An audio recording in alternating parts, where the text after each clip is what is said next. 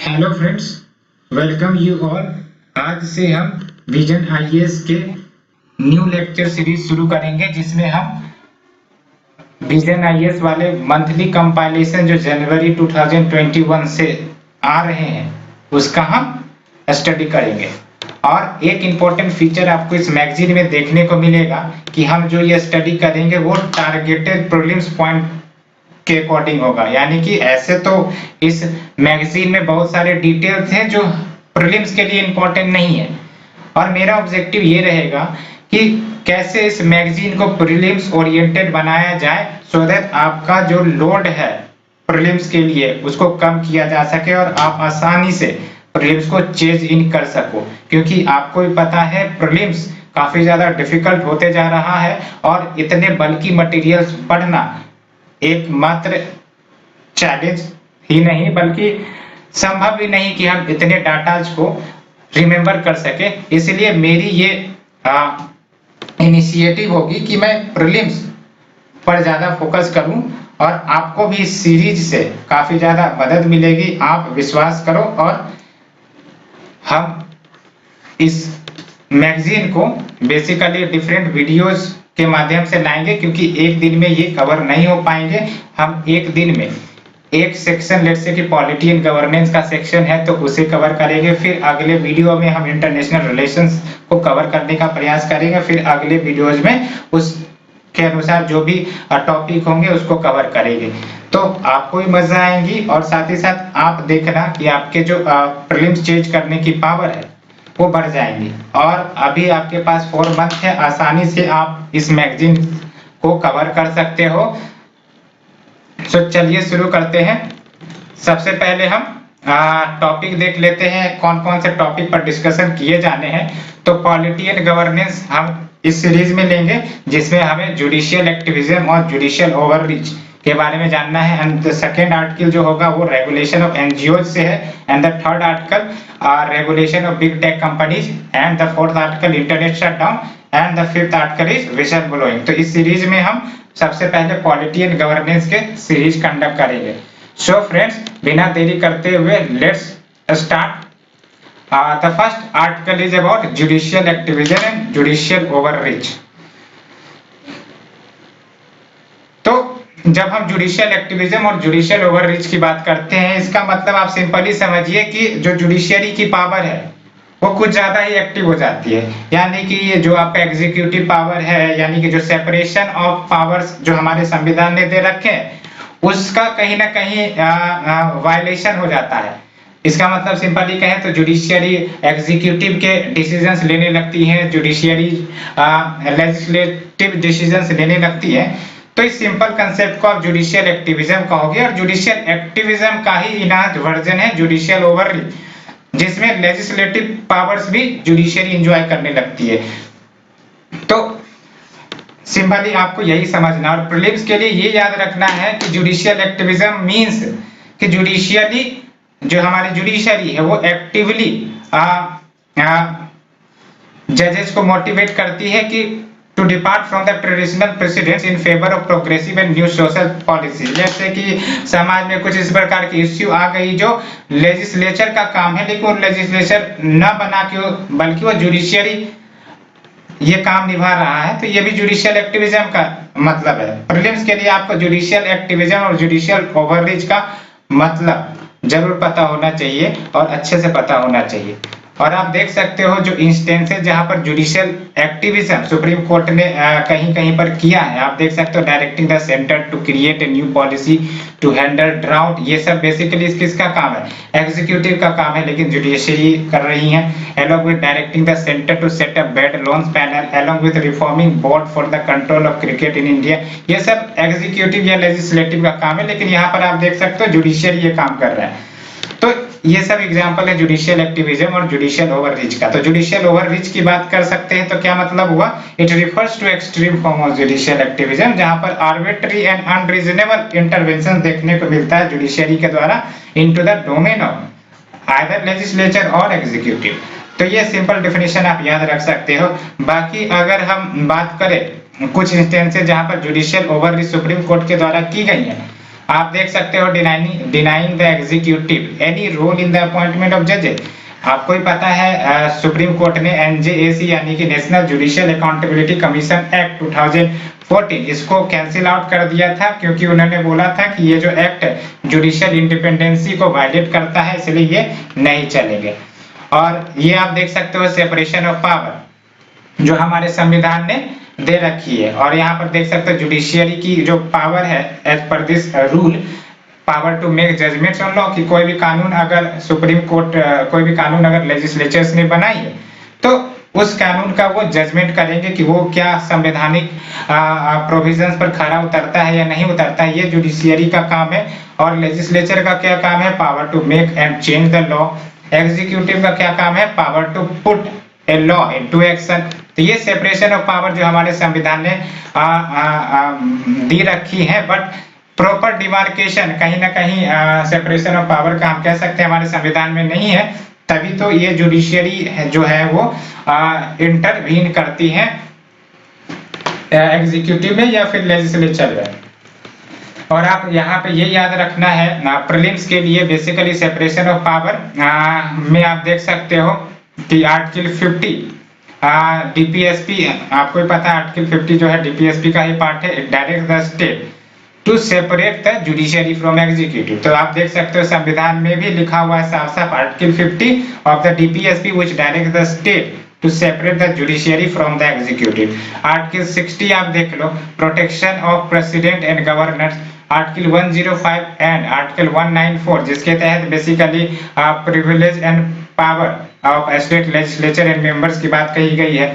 Article 122 and 212 it prohibits the court to inquire into the proceedings of parliament या state legislature. तो ये सब कुछ ऐसे प्रोविजन है संविधान की तरफ से जो सेपरेशन ऑफ पावर की बात कर रहे हैं। देख रहे हैं ना आप आर्टिकल 50 सेपरेशन ऑफ पावर की बात कर रहा है।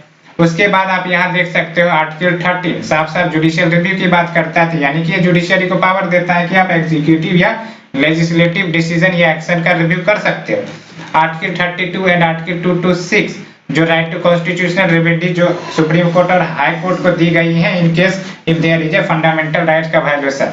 और आर्टिकल 142 एक्स्ट्रा ऑर्डिनरी पावर जो हमारे सुप्रीम कोर्ट को दी गई है टू डू कंप्लीट जस्टिस।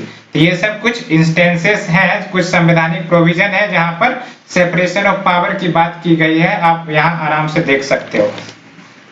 अब बात करते हैं causes of judicial activism and judicial overreach. इसको आप फ्रेंड्स पॉइंटर के रूप में ही याद रखो, इतने फैक्चुअल जो वर्ड्स हैं ये आप अपने से ही जनरेट कर सकते हो अगर एक बार आपको प्रॉपर जानकारी हो गई। ये माइंड मैप की तरह काम करेगा। For example causes of judicial activism and judicial overreach के क्या हो सकते हैं? Asymmetry of power. Asymmetry of power का क्या मतलब है? Power is not distributed equally. तो आप यहाँ देख सकते हो supreme court is the most powerful branch of governance. Every judgment वो बाइंडिंग होता है on the other two branches and it can strike down their actions as well as there laws. दूसरा जो कारण हो सकते हैं वो पब्लिक इंटरेस्ट लिटिगेशन। आपको ही पता है ये पीआईएल का कंसेप्ट तो सुप्रीम कोर्ट ने ही लेकर आया था। और इसमें क्या होता है कि पहले जब पीआईएल का कंसेप्ट नहीं था तो जो लोकस स्टैंडी है, लोकस स्टैंडी यानी कि no one except the affected person can approach a court for a legal remedy, कि कुछ अगर वायलेशन हुआ किसी व्यक्ति के राइट का तो सिर्फ वही व्यक्ति सुप्रीम कोर्ट या हाई कोर्ट या लीगल रेमेडी प्राप्त कर सकता था। लेकिन पीआईएल के आने के बाद any member of the society वो फाइल कर सकते हैं केस को for appropriate directions against any injustice. Consequently जो एक्सपेक्टेशंस है पब्लिक के वेंट हाई हो गए, इसीलिए सुप्रीम कोर्ट या फिर हाई कोर्ट बहुत सारे पीआईएल को भी रिसीव करती है ना। इसके कारण क्या हुआ? डिमांड फॉर जुडिशियल इंटरवेंशन बढ़ गए टू इम्प्रूव द एडमिनिस्ट्रेशन। और कहीं ना कहीं हम कह सकते हैं कि PIL introduced a new dimension to the judiciary's involvement in public administration as well. The next cause is lackadaisical approach of other organ. बिल्कुल सही, लैक्स फंक्शनिंग यानी कि वो अपने काम ठीक से नहीं कर रहे, this is called lax functioning. तो lax functioning of the judicial legislature and executive कहीं ना कहीं मौका देते हैं जुडिशियरी को कि वो हमारे फील्ड में या फिर हमारे ज्यूरिडिक्शन में इन्वॉल्व हो जाए, क्योंकि अगर फंक्शनिंग लेजिस्लेचर या एग्जीक्यूटिव अपने ड्यूटी को सही तरीके से नहीं करेंगे तो डेफिनेटली ये जरूर होगा कि बहुत सारे ऑर्गेनाइजेशन या पर्सन वो अपने जो उन पर हो रहे हैं अत्याचार या फिर वो सब इश्यू उठाकर वो कोर्ट में जरूर लेके आएंगे, चाहे वो करप्शन हो, डिले हो, नॉन रिस्पॉन्सिवनेस हो और inefficiency in the governance. For example 1997 Vishakha guideline जो लाया गया था, आप याद रखना है इसको, 1997 Vishakha guideline, it was for prevention of sexual harassment of women at the work place, है ना। तो ये क्या है, सिंपली विशाखा गाइडलाइंस क्यों आया, इट ऑल बिकॉज गवर्नमेंट कहीं ना कहीं ये गाइडलाइंस बना नहीं रही थी, लेजिस्लेट नहीं कर रही थी, इसीलिए इन्हें लाना पड़ा। अन्य फैक्टर्स भी हो सकते हैं, for example growing consciousness of people for their rights, globalization and active media, कहीं ना कहीं वो जनता को अवेयर करती है, सिविल सोसाइटी ऑर्गेनाइजेशन को ही आप देख लो। बट कुछ कंसर्न्स भी है जुडिशियल ओवररीच के, है ना। तो जुडिशियल ओवररीच के क्या कंसर्न्स हो सकते हैं, आप देख सकते हो, जुडिशियल एक्टिविज्म के माध्यम से कहीं ना कहीं बहुत सारे अच्छे काम किए, क्योंकि अगर टीआईएल का कंसेप्ट नहीं आता तो बहुत सारे लोगों को प्रॉपर जस्टिस नहीं मिल सकता था, है ना। ये जो केशव नंदा भारती केस की तरफ से जो बेसिक स्ट्रक्चर का जजमेंट आया है, वो सब भी इश्यू कहीं ना कहीं छिपी रह जाती, इसलिए जुडिशियल एक्टिविज्म ने अच्छा रोल भी निभाया है। और बट कुछ अन्य कंसर्न्स हैं, आप देख सकते हो, such judicial overreach can have given some following concern, याद रखना है ये जुडिशियल ओवररीच के भी कंसर्न्स है और जुडिशियल एक्टिविज्म के भी कंसर्न है। अब क्या कंसर्न हो सकते हैं, देख सकते हो, पहली बात तो यही है, undermining the doctrine of separation of power. जाहिर सी बात है, जब जुडिशियरी ज्यादा इन्वॉल्व होने लगेगा डिसीजन मेकिंग में, तो कहीं ना कहीं जो सेपरेशन ऑफ पावर की प्रिंसिपल है वो कहीं ना कहीं प्रभावित हो जाती है ना। संविधान के तहत all organs of the state have their broad spheres of operation, definitely सबके जो पावर से वो बांटे गए हैं और जो पावर वेस्ट किए गए सुप्रीम कोर्ट में वाया आर्टिकल 142, लेकिन ये आप कह सकते हैं एक्स्ट्रा ऑर्डिनरी, क्योंकि 142 क्या कहता है, सुप्रीम कोर्ट के पावर देता है कि वो कंप्लीट जस्टिस कर सकते हैं किसी भी इश्यू में।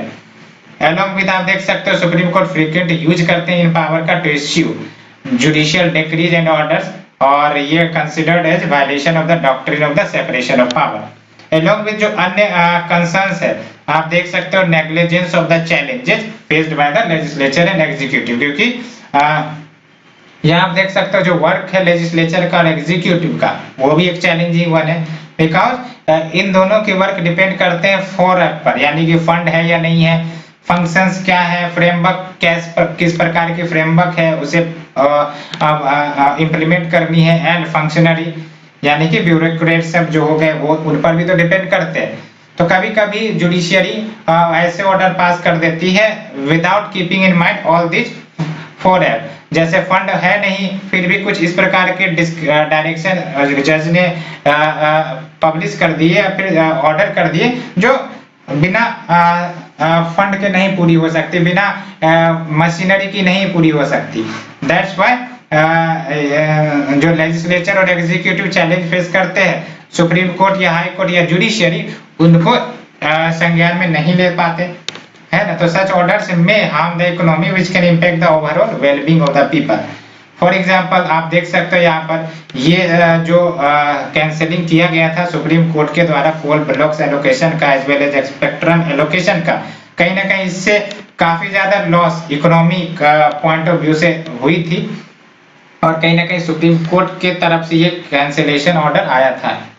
along with lack of accountability of the judiciary, है ना। तो आप देख सकते हो जुडिशियरी एज एन इंस्टीट्यूशन वो तो पीपल को अकाउंटेबल नहीं है, लेकिन जो आपका लेजिस्लेचर है वो तो डायरेक्टली पीपल को ही अकाउंटेबल है। तो the judiciary has also the power to punish for the contempt of court, लेकिन आपको भी पता है लेजिस्लेचर हमारे पॉलिटिशियंस सब है, कितने भी आप उन पर व्यंग कर दो तो बेसिकली संविधान पावर नहीं देता कि उनके व्यंग्यात्मक टिप्पणी अगर कोई करता है mind in limitation with certain limitation वो पनिशेबल नहीं होते हैं, है ना। तो आप इसका मतलब क्या हुआ, अगर कंटेम्प्ट ऑफ कोर्ट है तो चलो एक सर्टेन लिमिट तक, जब तक एक्टिव क्रिटिसिज्म है तो कोई बात नहीं, लेकिन दिस द वे जुडिशियरी में evade public criticism contempt of court के नाम पर, साथ ही साथ threat to credibility of the judiciary, यानी कि अगर जुडिशियरी लेजिस्लेटिव डोमेन में इंटर करती हैं with their actions and reactions. तो और साथ ही साथ वो लॉ को अपहोल्ड नहीं कर पाते थे, may diminish the image of the judiciary. सो अब बात करते हैं कि क्या सॉल्यूशन है। तो सॉल्यूशन यही है कि supreme court on various occasions कहीं ना कहीं वो भी हाईलाइट किए हैं जुडिशियल रेस्ट्रेंट को।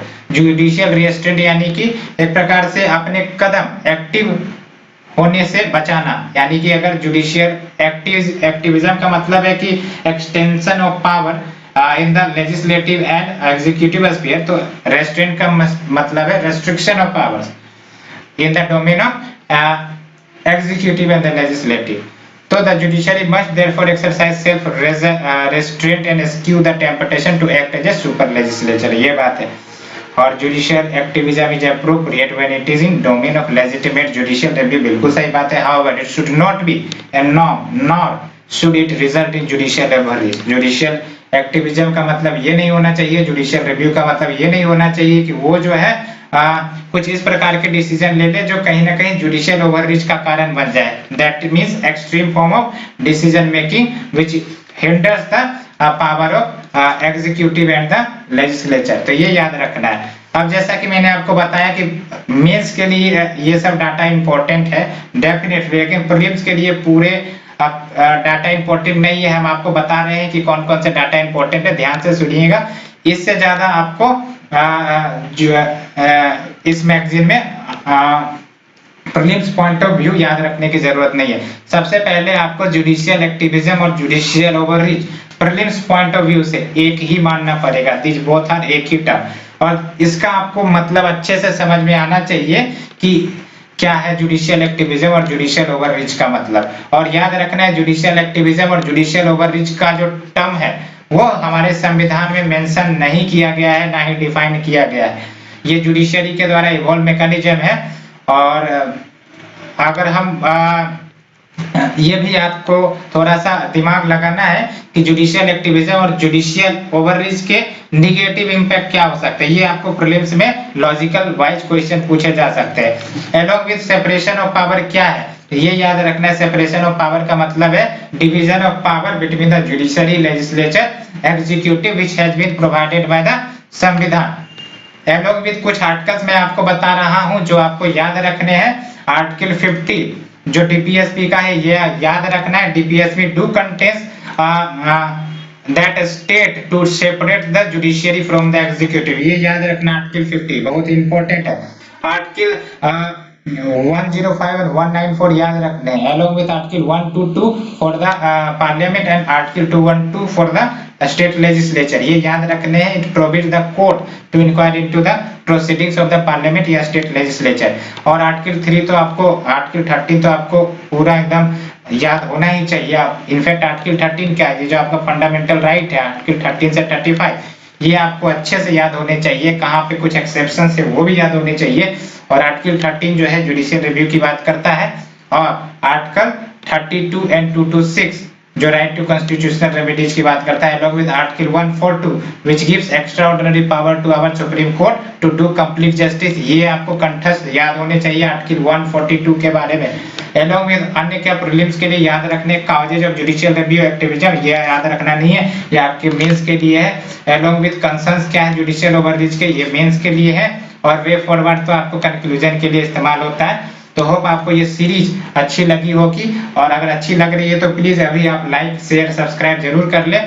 Let's move to the second article which is about regulation of NGOs in India. मैं यहाँ पर भी बताऊंगा प्रीलिम्स के लिए आपको याद क्या रखने हैं, सो दैट आपके लोड कम हो जाए प्रीलिम्स के लिए और आप आसानी से अपना जो बचा समय है वो अन्य प्रिपरेशन में इन्वेस्ट कर सके।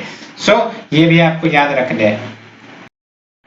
वाई न्यूज, तो आपको पता है हाल ही में मिनिस्ट्री ऑफ होम अफेयर्स ने जो एनजीओज के ऊपर रूल्स एंड रेगुलेशन वो टाइटन किए थे, including the oversight on the funds which are received by the NGOs. तो अगर हम अन्य न्यूज की बात करें तो आप देख सकते हो ये जो मिनिस्ट्री ऑफ होम अफेयर्स है उन्होंने series of guidelines and regulations release किए to make NGOs and banks comply with the new provisions of the amended FCRA act 2010। ये एफसीआरए प्रीलिम्स के लिए काफी ज्यादा इंपॉर्टेंट है एज वेल एज मेंस के लिए। और ये जो चार्टर है बैंकों के लिए जो अभी चेंजेस किए गए, इसमें साफ साफ कहा जाता है कि जो डोनेशंस रिसीव किए जाएंगे इंडियन रुपीज में बाय एनजीओ, ये याद रखना है, donations received in Indian rupees by NGO from any foreign source even, यहाँ याद रखिए, even if that source is located in India at the time of such donation should be treated as foreign contribution. ये fact आपको याद रखना है। जो मैंने हाईलाइट किए हैं वही इंपॉर्टेंट है और वही आपको याद रखने, उससे ज्यादा आपको दिमाग खर्च करने की जरूरत नहीं है। अब हम बात करते हैं एनजीओ और उनके इंपॉर्टेंस की। तो अगर हम NGO as per the world bank definition की बात करें तो it is a non profit organization. Non profit organization का मतलब है कि वैसे ऑर्गेनाइजेशन जो नॉन प्रॉफिटेबल पर्पस के लिए काम करते हैं। क्यों काम करेंगे नॉन प्रॉफिटेबल पर्पस के लिए? To relieve suffering, promote the interest of the poor, protect the environment, provide basic social service, undertake community development. तो ये सब कुछ बेसिक प्रिंसिपल है, कुछ और 4-5 आप भी जोड़ सकते हो, आपको याद रखने की जरूरत ही नहीं, ये सब इजी कंसेप्ट है, आप आसानी से समझ सकते हो।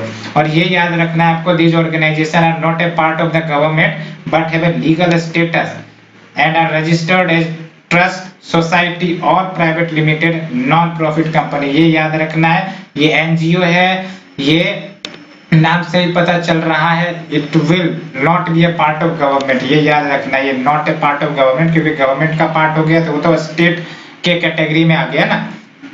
तो अगर हम संवैधानिक रूप से देखें, अगर हमारे संविधान में कौन कौन से आर्टिकल जो एनजीओ को इनडायरेक्टली, क्योंकि हमारे संविधान में एनजीओ को डिफाइन नहीं किया गया है, लेकिन इनडायरेक्टली दे से कि एनजीओ के बारे में, for example article 19(1)(c allows persons to form association, association यानी कि ग्रुप, और एनजीओ आपका पता है कि इसमें आपका मोर देन 1 पर्सन जुड़ते हैं, मेंबरशिप प्राप्त करते हैं और फिर वो पर्पस अपने सर्व करते हैं।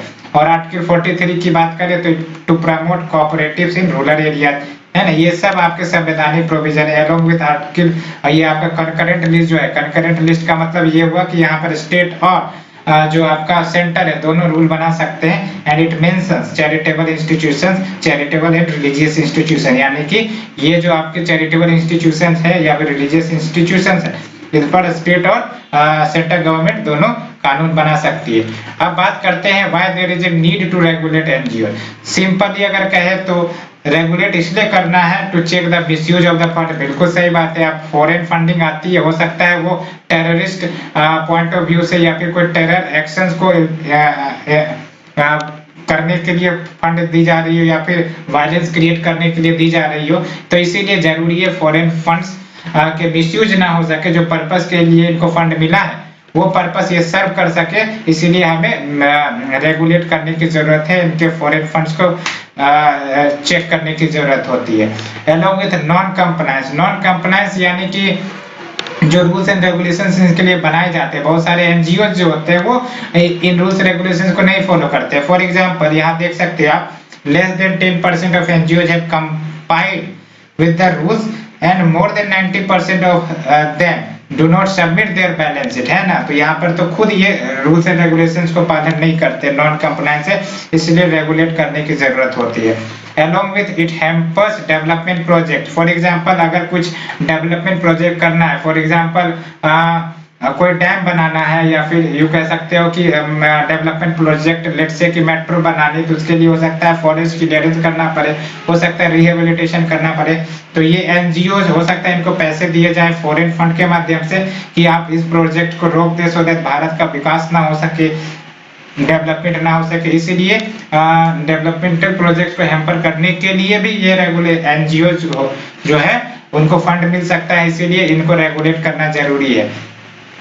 और the next is religious and cultural encroachment, ये भी हो सकता है क्योंकि NGOs are often seen as encroaching on tradition and culture of the people as well as misused their influence. इन्होंने अपना इन्फ्लुएंस कहीं ना कहीं फॉरेन नैरेटिव्स के लिए किया है, उस vested interest and promote religious conversion, है ना। तो इसीलिए ये जो है अब ये पैसे के माध्यम से या फिर डरा कर धमका कर ये सब के माध्यम से हो सकता है, ये व्यक्ति के personal, religious and cultural sector में इंटरवीन कर सकते हैं, इसीलिए हमें रेगुलेशन की जरूरत पड़ती है।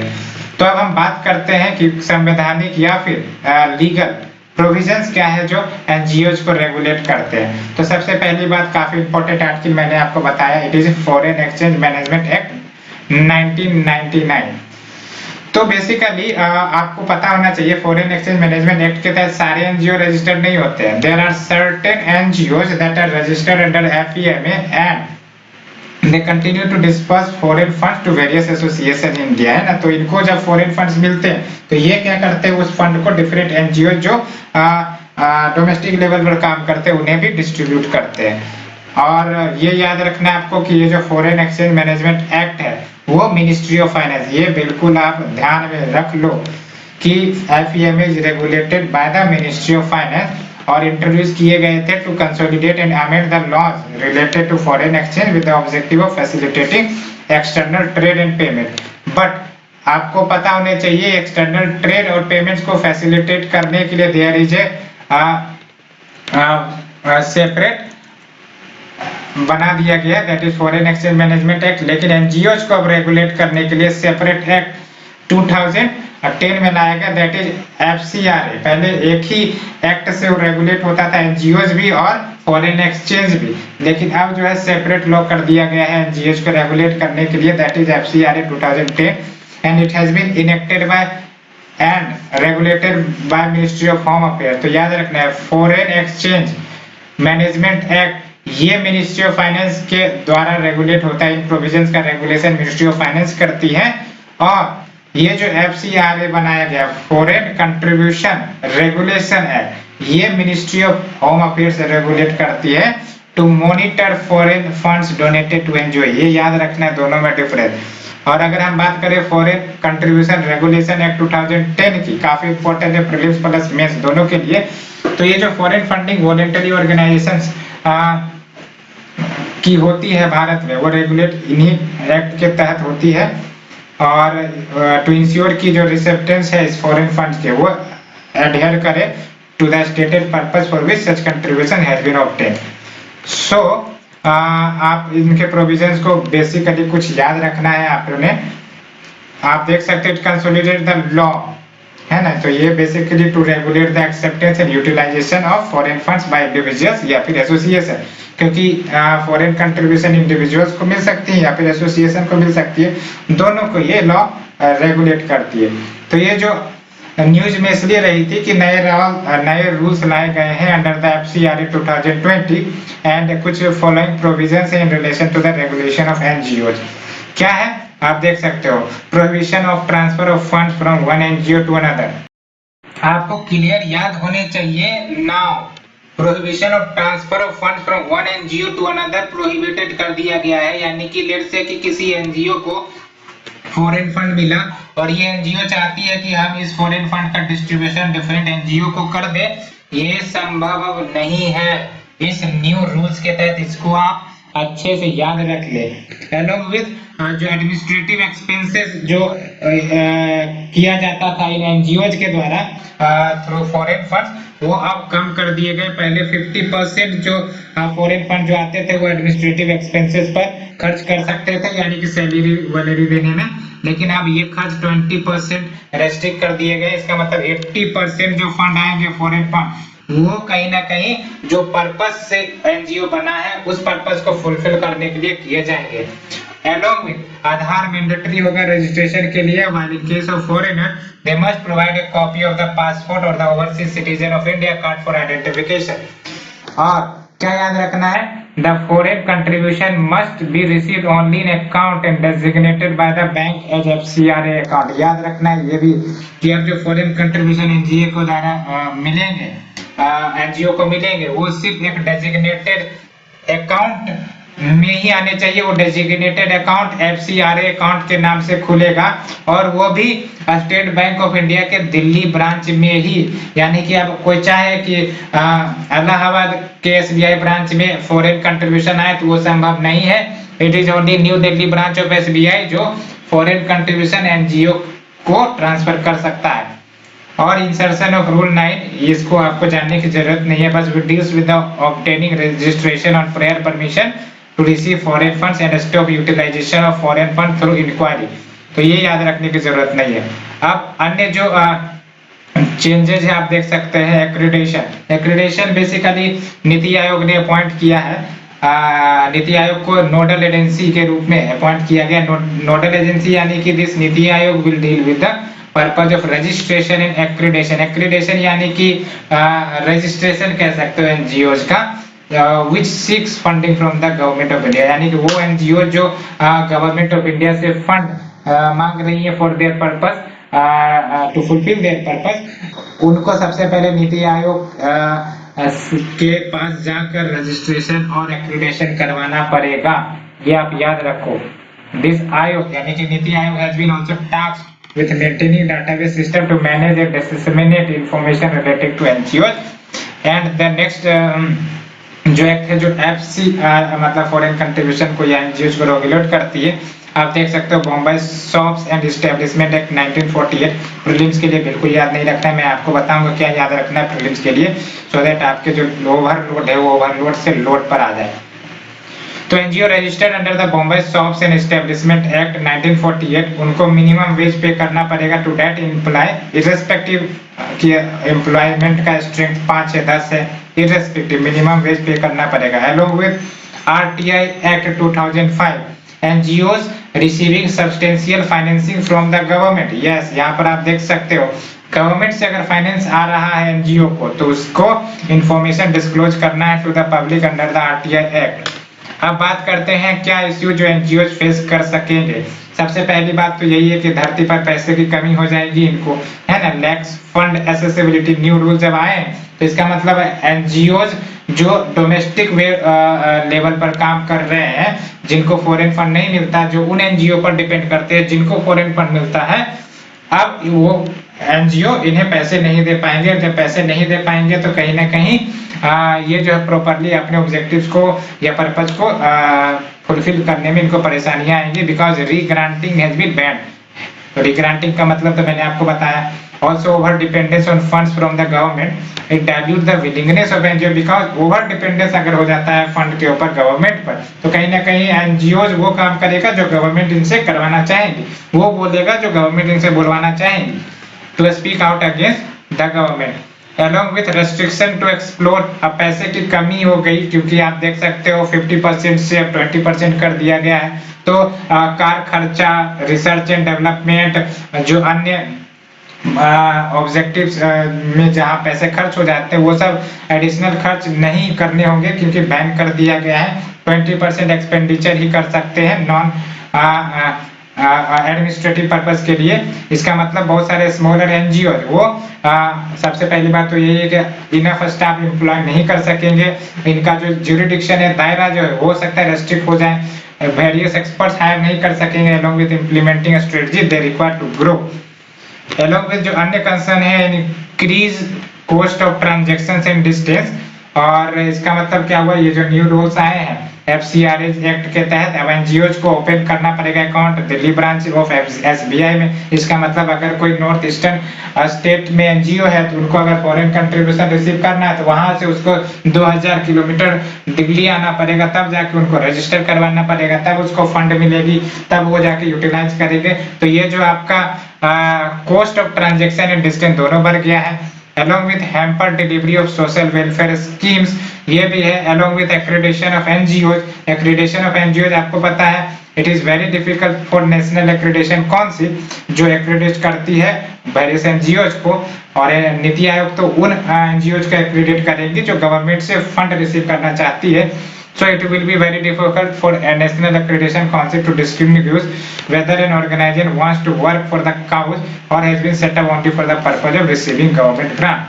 तो अब बात करते हैं वे हेड क्या है, क्या सुधार करने चाहिए। तो ये बोला जा रहा है कि नेशनल लेवल पर नेशनल एक्रेडिटेशन काउंसिल कंस्ट्रक्ट किए जाए जिसमें एकेडमिशियंस होंगे, एकेडमिक्स होंगे, रिटायर्ड ब्यूरोक्रेट्स होंगे, उन सबको शामिल किया जाए to ensure the compliance is followed by the NGOs और not. Along with there should be better coordination between government and NGOs तो बेसिकली बेटर कोऑर्डिनेशन गवर्नमेंट और एनजीओ के बीच हो, बात विचार हो, शेयर ऑफ एक्सपीरियंसेस हो, जो कमियां हैं वो शेयर की जाए, जो सुधार करने चाहिए वो की जाए, to deliver of social welfare schemes efficiently rather than hampering their implementation. The role of NGO regulators should be effectively secure compliance with the law. बिल्कुल सही, लॉज को तो कंप्लाइन करना ही चाहिए एनजीओ को, तभी तो ये कहीं ना कहीं एक प्रकार से ये इश्यू बन रहा है और इस प्रकार के लॉ लेके आ रहे हैं। ट्रांसपेरेंट हो, नॉन पार्टीशन मैनर में वर्क करे, फ्री फ्रॉम पॉलिटिकल इन्फ्लुएंस हो, to enhance public trust and confidence in both the regulator and NGO. अब बात करते हैं प्रीलिम्स स्पेसिफिक की, आपको क्या याद रखना है। मैंने आपको बताया हर एक डाटा डिटेल याद रखने की जरूरत नहीं है। प्रीलिम्स के लिए आपको क्या याद रखना है मैं आपको बता रहा हूं। तो बेसिकली सबसे पहली बात तो ये याद रखनी है कि ये जो एनजीओज हैं वो basically ministry of home affairs के गाइडलाइंस के तहत रेगुलेट होती है और ministry of home affairs basically foreign contribution regulation act के माध्यम से उन्हें रेगुलेट करती है। और दूसरा बात जो मैं आपको बताऊंगा वो भी याद रखने हैं। और अब ये पॉइंट बिल्कुल याद रखने हैं कि any foreign source even that if source is located in India at the time of such donation, उसको भी फॉरेन कंट्रीब्यूशन ही माना जाएगा, ये याद रखना है। और एनजीओज के इम्पोर्टेंस क्या है वो तो आप जान ही जाओगे मेंस के लिए, लेकिन हमें मेरा मकसद है प्रीलिम्स के लिए क्या इंपॉर्टेंट है वो बताना। ये याद रखना है कि these organisation are not a part of the government but have a legal status and are registered a trust society और प्राइवेट और non profit company along with कुछ आर्टिकल जो एनजीओज को बेसिकली संविधान प्रमोट करता है। एनजीओ डिफाइंड नहीं है हमारे संविधान में, याद रखना है, लेकिन इनडायरेक्टली आप देख सकते हो आर्टिकल 19(1)(c) वो जो है राइट टू फॉर्म एसोसिएशन की अलाउ करता है। Article 43 it is not a fundamental right but it is a DPSP और to promote cooperatives in the rural area it is also important. तो ये दोनों आर्टिकल आपको याद रखने, कंकरेंट लिस्ट का क्या मतलब होता है ये याद रखने हैं। और अगर कोई डिस्प्यूट आ गई, जैसे कि स्टेट ने कुछ लॉ बनाया कंकरेंट लिस्ट में, इनफैक्ट सेंटर ने भी लॉ बना दिया और डिस्प्यूट आ गए तो कौन से लॉ, किसके लॉ, पार्लियामेंट के या फिर स्टेट लेजिस्लेचर का प्रिवेल करेंगे, ये आप हमें कमेंट सेक्शन में बताइए। एलोंग विथ आपको क्या याद रखने प्रीलिम्स के लिए, नीड टू रेगुलेट एनजीओ बिल्कुल याद रखने की जरूरत नहीं है आपको याद ये रखना है, यहाँ पर आप ध्यान दें, provision regarding regulation of NGOs in India. सबसे पहली बात तो ये याद रखना है फॉरेन एक्सचेंज मैनेजमेंट एक्ट 1999 ये पहले एनजीओज को रेगुलेट करता था और बेसिकली वो एनजीओज को रेगुलेट ये करता था जो फॉरेन फंड जिसको प्राप्त होती थी। और आपको ये पूरा कंठस्थ याद रखना है कि foreign exchange management act regulate किए जाते हैं मिनिस्ट्री ऑफ फाइनेंस के द्वारा, लेकिन अब दोनों को सेपरेट कर दिए गए हैं। There is foreign contribution regulator act 2010 जो स्पेसिफिकली एनजीओज के फॉरेन फंडिंग को रेगुलेट करता है और ये याद रखना है मिनिस्ट्री ऑफ होम अफेयर इससे मॉनिटर करती है to monitor the foreign fund donated by to NGO. अब बात करते हैं सबसे इंपॉर्टेंट आर्टिकल की, it is foreign contribution regulation act 2010 क्या, और इसके जो अमेंडमेंट किए गए अभी ये याद रखने हैं। तो सबसे पहले ये जो न्यू रूल्स लाई गई है FCRA 2020 के तहत, इसको याद रखना है। 4-5 पॉइंट मैं बता रहा हूँ। Prohibition of transfer of fund from one NGO to another along with जो एडमिनिस्ट्रेटिव एक्सपेंसेस है फॉरेन फंड के माध्यम से वो कम कर दिए गए हैं, 50% से 20% कर दिए गए। आधार मैंडेटरी तो होंगे ही होंगे, ये आपको पता होना चाहिए। और ये जो ये भी याद रखना है कि foreign contribution must be receive only in account designated by the bank as FCRA account, और वो भी उस ब्रांच में जो State Bank of India New Delhi का ब्रांच होगा। और एक्रीडेशन यानी कि ये याद रखना है कि वैसे एनजीओ जो गवर्नमेंट ऑफ इंडिया से फंड लेना चाहते हैं उनको एक्रीडेशन कौन करेगा, उसके लिए नोडल एजेंसी कौन होगी, नीति आयोग होंगी। और बेसिकली ये बॉम्बे स्टॉक एस्टेब्लिशमेंट एक्ट याद रखने की जरूरत नहीं है। हाँ, RTI एक्ट 2005 के तहत NGO which are receiving substantial financing from the government it is bound to give information to public under the RTI act रट लो इसे। अब जो इश्यूज है, इश्यूज तो बहुत सारी हैं लेकिन मेंस के लिए इंपॉर्टेंट है, प्रीलिम्स के लिए इंपॉर्टेंट नहीं है। वे फॉरवर्ड आपको बेसिकली याद रखना है, लेकिन ये मेंस के लिए, प्रीलिम्स के लिए इंपॉर्टेंट नहीं है। Now we come to the regulation of big tech company. Big tech companies आपको ही पता है कि आजकल बिग टेक कंपनीज के ऊपर काफी ज्यादा आरोप लग रहे हैं। इनफैक्ट ये जो आप देख रहे हो फेसबुक ने ट्रम्प के भाषण को, ट्रम्प के अकाउंट को ब्लॉक कर दिया, ये सब भी पावर है बिग टेक कंपनी का। म्यांमार में जो वायलेंस हो रहा है या फिर ऑस्ट्रेलिया के साथ जो नोकझोंक हो रही है फेसबुक की, वो भी एक एग्जांपल है किस प्रकार से बिग टेक कंपनी बिग होते जा रहे हैं और कहीं ना कहीं गवर्नमेंट का लॉस जो है वो छोटा होता जा रहा है। इसीलिए रेगुलेशन करने की जरूरत है हमें बिग टेक कंपनीज की। हम ये भी जानेंगे प्रीलिम्स के लिए क्या इंपॉर्टेंट है, क्योंकि सारे स्टेटमेंट्स यहाँ पर आपके लिए इंपॉर्टेंट नहीं है, प्रीलिम्स स्पेसिफिक हमें जानने की जरूरत है। So let's start. तो यही सब कारण थे जिसके कारण बिग टेक कंपनीज को रेगुलेट करने की जरूरत पड़ रही है, बिकॉज ऑफ आरोप लग रहे हैं views of monopolistic power against the big take firms like Facebook, Google, और ये भी आप कहीं ना कहीं सुन ही रहे होंगे। और बैकग्राउंड यही है कि यूएसए हो, ऑस्ट्रेलिया हो, वैसे तो ये बिग टेक कंपनीज ने अपना एस्टेब्लिश कर लिया global presence and continually looking to expand their markets currently not penetrated. Along with, because of their dominance in technology market, big tech companies not only influence the economy but also society as well. Along with, आप देख सकते हो they are shaping the way our society is progressing. बिल्कुल सही, आप Facebook use कर रहे हो, अब आपसे फेसबुक छीन लिया जाए तो आप बेचैन हो जाओगे, आप प्रभावित हो जाओगे, आप चैन से नहीं बैठ पाओगे। This is called the influence of the Facebook and the digital and the big tech company to our society, to our mind, to our hand.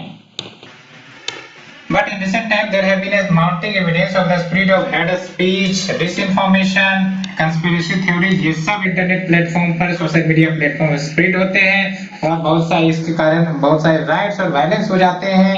बहुत सारे देश में इसी प्रकार की घटनाएं घटित हो रही है, उसको फ्यूज करने का काम ये सोशल मीडिया कर रही है। और साथ ही साथ there has also led various anti trust cases. हम जानेंगे एंटी ट्रस्ट केसेस का क्या मतलब होता है, प्रीलिम्स के लिए भी इंपॉर्टेंट है, इन्वेस्टिगेटेड अगेंस्ट देम। अब हम बात करते हैं सबसे पहली बात कि एंटी ट्रस्ट लॉज क्या मतलब होता है जो इन बिग टेक कंपनीज के खिलाफ चलाई जा रही है।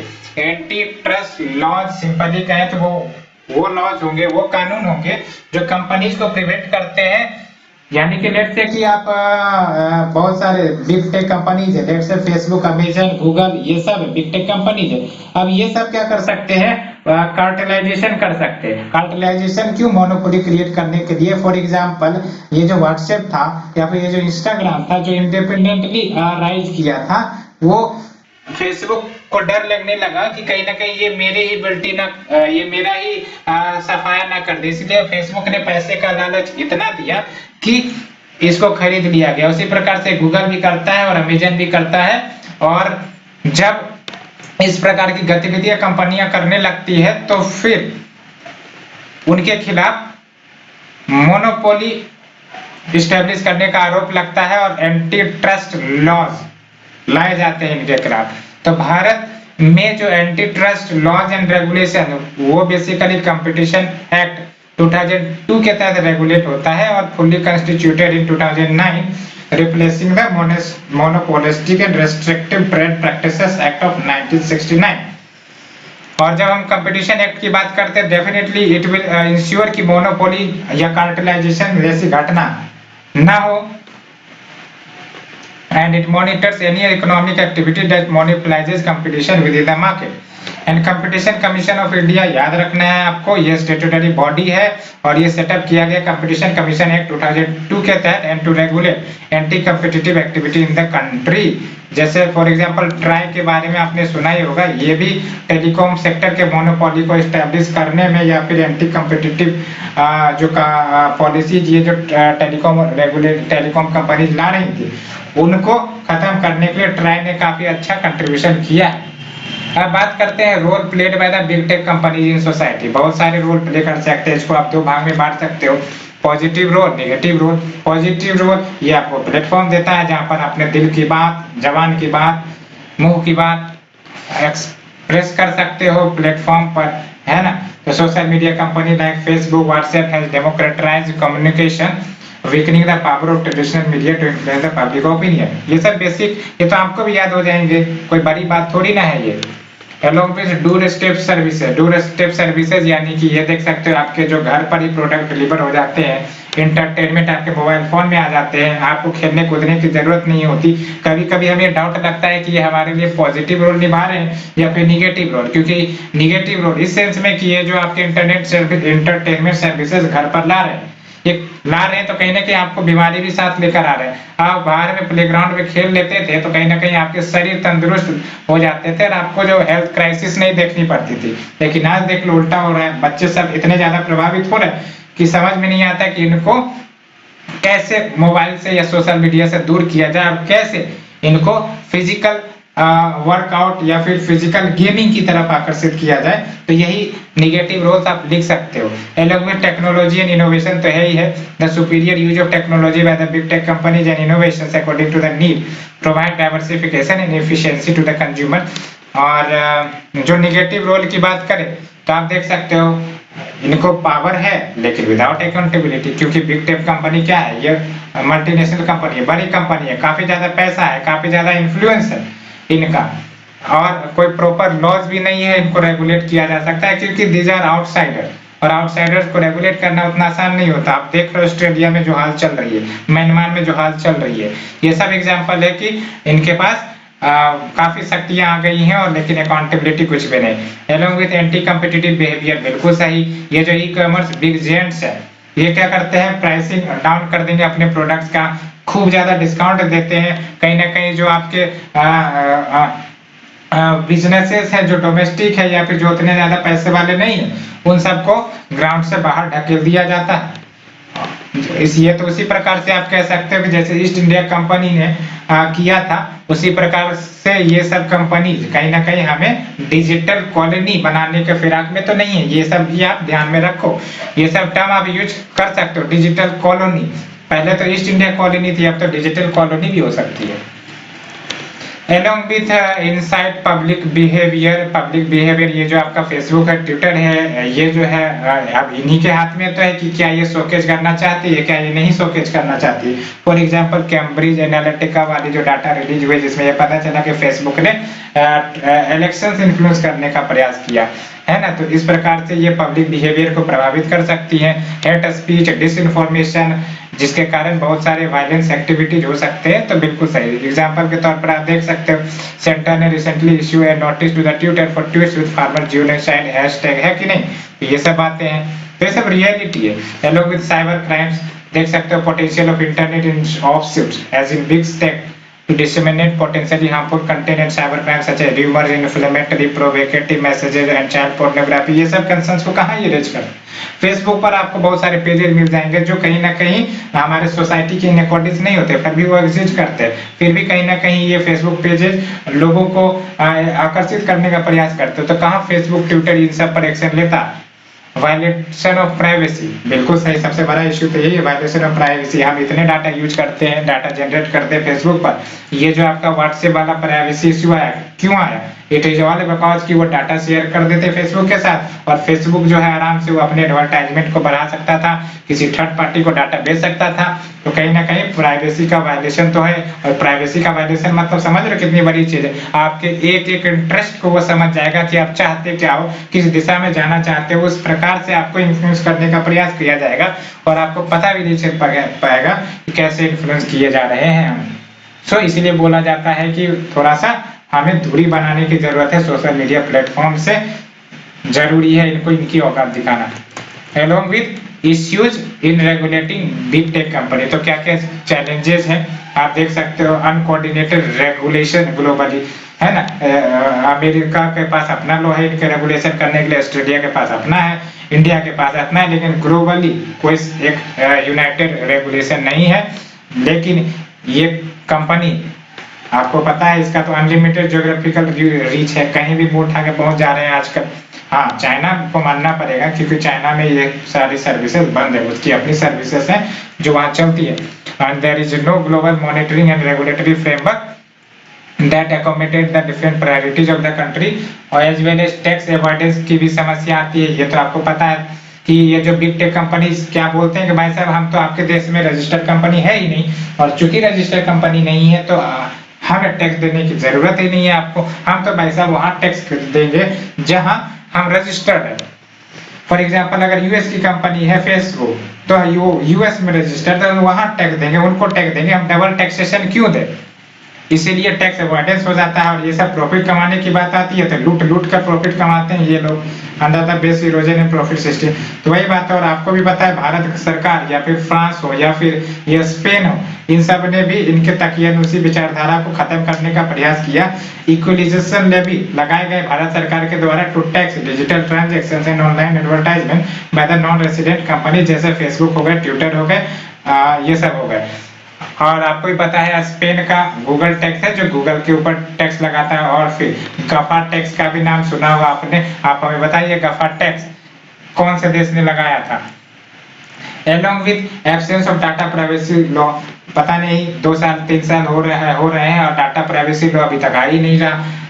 क्या बात है, समझ में नहीं आता। India does not have a personal data protection law to prevent big tech companies from misusing the personal data along with no sovereign control over data, है ना। तो सोवरिन कंट्री यानी कि फेसबुक चाहे तो उठा के डाटा लेके चले जाए अपने देश में, वहां अपने सर्वर में रखे।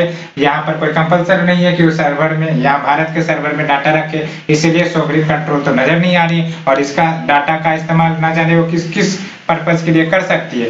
इनफैक्ट वो वायलेंस क्रिएट करने के लिए भी डाटा का इस्तेमाल हो सकता है। डाटा को बेचा जा सकता है बिलियन डॉलर्स में, और हमारी सरकार कुछ नहीं कर सकेंगे क्योंकि there is no sovereign control over the data, there is no law that regulates or controls the transfer of data।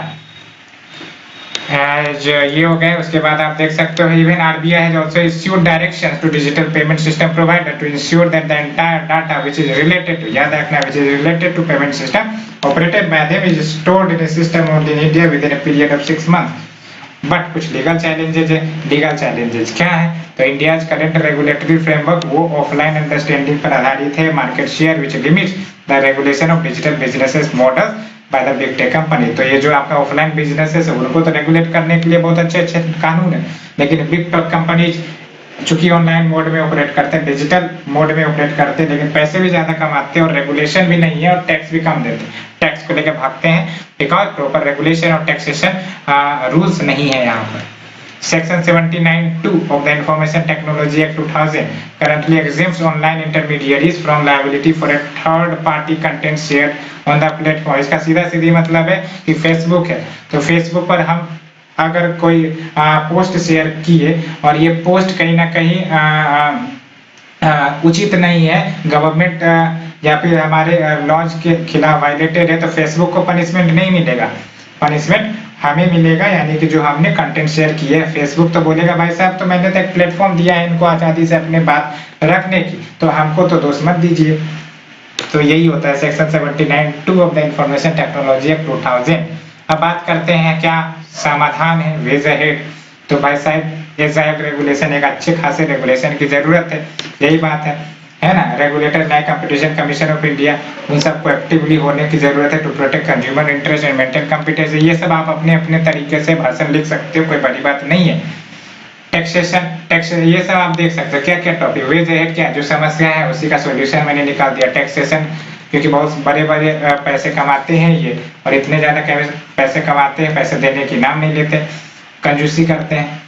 Data security की बात करें तो देख सकते हैं there is a need to ensure that data is appropriately localised and that individuals are provided full privacy protection.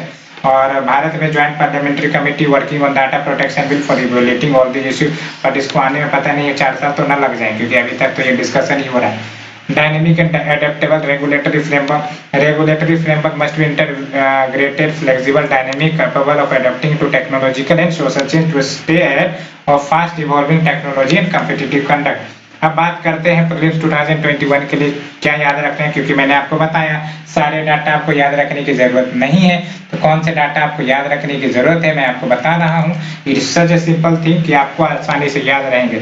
सबसे पहली बात तो बिग टेक कंपनीज क्या होती हैं, ये आपको याद रखने हैं। और सबसे इंपॉर्टेंट बात, एंटी ट्रस्ट लॉज का क्या मतलब होता है, और एंटी ट्रस्ट लॉज भारत में कौन से एक्ट के तहत गवर्न होते हैं ये याद रखना है। कंपटीशन कमीशन एक्ट 2002 और कंपटीशन कमीशन ऑफ इंडिया के बारे में 4-5 पॉइंट आपको पता होने चाहिए। पहली बात तो ये कि ये स्टैट्यूटरी बॉडी है। कंपटीशन कमीशन एक्ट 2002 के तहत इसे क्रिएट किया गया है। क्या काम है, to regulate anti competitive activity in the country. ये याद रख सकते हो। अब ये जो आपका बैकग्राउंड है, बैकग्राउंड आपको जानना है तो जान ले, लेकिन प्रीलिम्स 2021 के लिए यूज नहीं है। along with role played by the big tech company, जो पॉजिटिव है नेगेटिव है, मेंस के लिए जरूरी है, प्रीलिम्स के लिए बिल्कुल जरूरी नहीं है।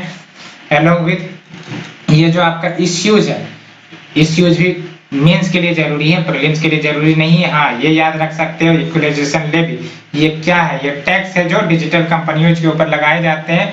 वो कंपनियां जो एडवर्टाइजमेंट से भर भर के पैसे कमाती हैं, लेकिन वो टैक्स देने का नाम नहीं होती, और definitely it will be taken over resident non resident company, क्योंकि रेसिडेंट कंपनीज है तो उसको तो टैक्स भारत में ही देना है। और क्या याद रखने हैं आपको, आप देख सकते हो, हाँ, लीगल चैलेंजेस, ये सब आपके मेंस के लिए इम्पोर्टेंट है। और ये याद रखना है section 79 of the information technology act 2000, it exempts online intermediaries from liability from any third party content share on their platform ways ahead. तो भाई साहब मेंस के लिए जरूरी है। और बात करते हैं कुछ अन्य कंसर्न्स की, तो closing loop holes and gaps, बिल्कुल सही, along with cooperation to fight cyber crimes, ये भी बात है। और ये बेसिकली कंक्लूजन तो आप याद रख सकते हो, for the largest democracy and digital nation like India, इतना ह्यूज पॉपुलेशन है, और अब penetration of internet and availability of services offered by the Facebook and other social media platform, वो सब बढ़ते जा रहे हैं। There is an imperative need to harmonise regulatory framework for regulation of big tech companies, otherwise big tech company will dictate the rule and the government has to follow it. अगर ये नहीं चाहते तो आपको कहीं ना कहीं रेगुलेट करना है, स्ट्रांगली रेगुलेट करना है, रिटेलिएट करना है इन कंपनियों के खिलाफ, ये आप समझ सकते हैं। इक्वलाइजेशन लेवी मैंने बोला था आपको प्रीलिम्स के लिए इंपॉर्टेंट है, ये याद रखना है। जो पर्पस लाया गया था इक्वलाइजेशन लेवी का, to ensure fair competition, reasonableness, exercise the ability of government to tax businesses that have a close nexus with the Indian market, यानी कि हमारे भारतीय मार्केट में ये आते हैं, एडवर्टाइजमेंट करते हैं, खूब पैसा कमाते हैं अपने डिजिटल ऑपरेशन के माध्यम से, लेकिन सरकार को पैसा देने की बात आती है तो इनको चुप्पी छा जाती है। इंडिया में इक्वलाइजेशन लेवी का कंसेप्ट 2016 में लाया गया था, और ये जो नॉन रेसिडेंट सर्विस प्रोवाइडर है इनके ऊपर 6% का इक्वलाइजेशन लेवी लगाया जाता था। Carrying business or profession in respect of online advertisement, provision of online advertisement space and related services. और ये याद रखना है, it was limited to business transaction and compliance was required to be carried out by the payer. और ये जो आपका new act लाया है फाइनेंस एक्ट 2021, ये याद रखना है, फाइनेंस एक्ट 2021 के तहत जो स्कोप है इक्वलाइजेशन लेवी की वो एक्सपेंड कर दी गई है, किसके ऊपर? Non resident e commerce operators के ऊपर। नॉन रेजिडेंट ई कॉमर्स मतलब क्या हुआ? वैसे कंपनी, ई कॉमर्स कंपनी जो भारत में रजिस्टर्ड नहीं है बट भारत में अपनी सर्विसेज दे रही है। For example Alibaba group, I think so, ये जो है भारत में ऑपरेट करती है, अगर करती है तो non resident e commerce entities के एग्जांपल। और इनके लिए न्यू लेवी दैट इज 2% का लगेगा, और 1 अप्रैल 2020 से इसकी शुरुआत हो गई है। Both business to business and business to consumer transactions covered है इस न्यू फाइनेंस एक्ट के तहत, इसको आपको याद रखना है। और अगर हम बात करें रिलेटेड न्यूज, तो आप देख सकते हो ये सब मेंस के लिए इंपॉर्टेंट है। A report published by the United States Trade Representative USTR found that India's DST यानी कि डिजिटल सर्विस टैक्स, जिसको भारत इक्वलाइजेशन लेवी कहता है, वो डिस्क्रिमिनेटरी है यूएस कंपनीज के खिलाफ, और इसका मतलब एक्शनेबल है, यानी कि इस पर एक्शन लेने की जरूरत है यूएस को under the section 301 of trade act 1974 of the US. और अगर हम बात करें section 301 of the US trade act empower the United State trade representative to investigate a trading policy, जो पार्टनर नेशन की है। फॉर एग्जांपल यहाँ पर इक्वलाइजेशन लेवी, तो इसको इवैल्यूएट किया जा सकता है that may deemed unfair or discriminatory and negatively affect US companies and take action including tariff based or non tariff based retaliation, ये कंपनी देश भी कर सकते हैं। अब इस रिपोर्ट में क्या फाइंड हुआ, क्या नहीं फाइंड हुआ, there is no need to remember, ये हमारे काम की नहीं है।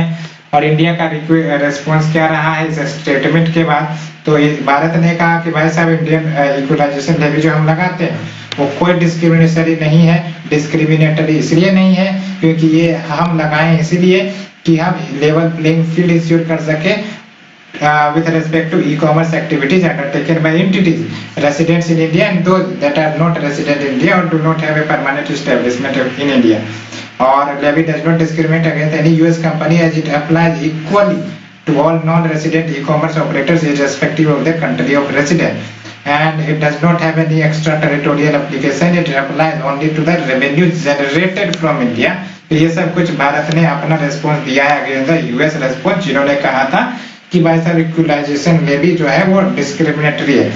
तो आपको ये बिल्कुल याद रखने base erosion and profit shifting का क्या मतलब होता है। जब आप बेस इरोजन प्रॉफिट शिफ्टिंग का मतलब ये होता है कि भाई साहब इंडिया है, इंडिया में आप ऑपरेट कर रहे हो, कोई कंपनी ऑपरेट कर रहे हैं, आप प्रॉफिट कमा रहे हो, लेकिन आप सारे प्रॉफिट को आप शिफ्ट कर देते हो कुछ दूसरे देश में by using the legal loophole जिसमें सरकारें भी कुछ नहीं कर पाती।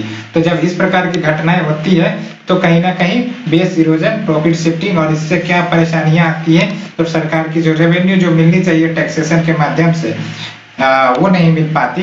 तो ये आप देख सकते हो, है ना। तो BEPS refers to the exploitation of gaps and mismatches in tax rules by multinational corporations to shift their profits to low tax regimes। तो आपको याद रखना है base erosion and profit shifting, और ये कंसेप्ट किस बॉडी के द्वारा लाया गया था ये आपको जानने की जरूरत है। बाकी ये भारत का रिस्पॉन्स क्या है क्या नहीं है, यूएस ने क्या बातें सुनाई है भारत को या फिर भारत ने क्या सुनाई है, ये सब याद रखने की जरूरत नहीं है। इक्वलाइजेशन डे भी आपको याद रखना है।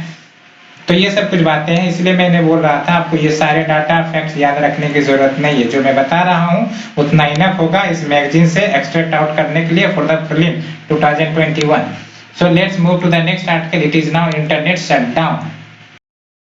तो बेसिकली इस चर्चा में क्यों है, तो as per the recent report by UK based privacy and security research firm top 10 VPN internet shutdown in 2020 cost India $2.8 billion, almost 70% of the total loss of $4 billion to the world economy। इस प्रवचन की हमें जरूरत नहीं है, पता नहीं इन सबको भारत पर काफी ज्यादा ही नजर रहती है, और जब इनके यहाँ कुछ घटनाएं घटती है तो फिर ये अपना इवोल्यूशन नहीं करते, ना ही किसी दूसरे को करने देते हैं। वैसे तो हमारा काम है इंटरनेट शटडाउन के बारे में जानना, और ये प्रीलिम्स के लिए ज्यादा इंपॉर्टेंट तो नहीं लेकिन मेंस के लिए ज्यादा इंपॉर्टेंट है। कुछ अन्य फाइंडिंग धरती पर क्या किए हैं क्या नहीं किए हैं ये सब हमारे लिए जरूरत नहीं है, क्योंकि ये विदेशी रिपोर्ट है। बट हाँ कुछ डाटा हम यूज कर सकते हैं मेंस आंसर राइटिंग के लिए। फॉर एग्जांपल इकोनॉमिक इंपैक्ट जो इंटरनेट शटडाउन का है, इस as per this report seen in India was more than double than the combined cost of the next 20 countries. पता नहीं कैसे ये प्रेडिक्शन इतना लगा लेते हैं। और India continue to restrict internet access more than any country over 75 times 2020। तो ये बस हमारे ऊपर ही कैमरा लगाए रहते हैं कि कैसे हम भारत को तंज कसने का मौका दिया जाए। तो ये सब बातें आपको याद रखनी है मेंस के लिए कि India continue to restrict internet access more than any other country over 75 times in 2020। बात करते हैं हम इंटरनेट शटडाउन की, मुद्दे पर आते हैं। ये प्रवचन तो चलते ही रहेंगे। और ये जो रिपोर्ट है define internet shutdown as intentional जानबूझकर डिस्टर्बेंस कर दिया जाता है इंटरनेट का या फिर इलेक्ट्रॉनिक कम्युनिकेशन का फॉर ए स्पेसिफिक पॉपुलेशन और location to exert control over the flow of information. ये कुछ ऐसे डेफिनेशन है जो आप खुद इससे अच्छा डेफिनेशन निकाल कर लिख सकते हैं, इनके डेफिनेशन को रटने की क्या जरूरत है।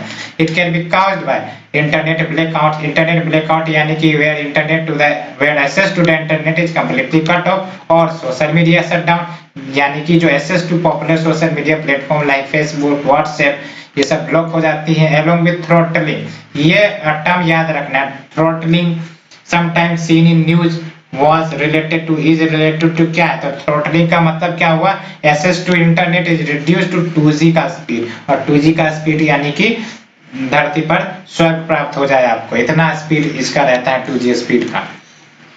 तो internet shutdown can happen at a national level where users across the entire country are unable to access the internet, या फिर सब्सटेंशियल लोकल लेवल पर हो सकता है जहां पर मोबाइल या फिर fixed internet access in a state or city और other localised area is cut off.